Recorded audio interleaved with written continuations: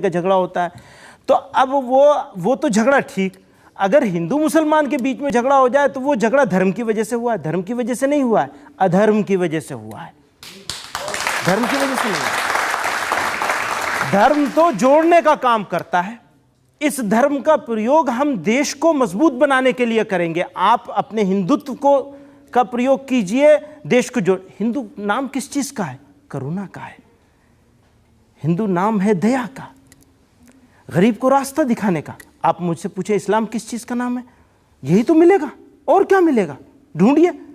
तो हम अगर अपने धर्म को का इस्तेमाल करें, प्रयोग करें जोड़ने के लिए, जो कि असल में आया ये इंसानियत और मानवता को जोड़ने के लिए, लोग इसका इस्तेमाल कर रहे हैं तोड़ने के लिए। ऐसे लोगों से बचना है, मुसलमानों को भी बचना है और दूसरों को भी बचना है, और बचकर हमें एक होकर अपने देश को बनाना है। सवाल है।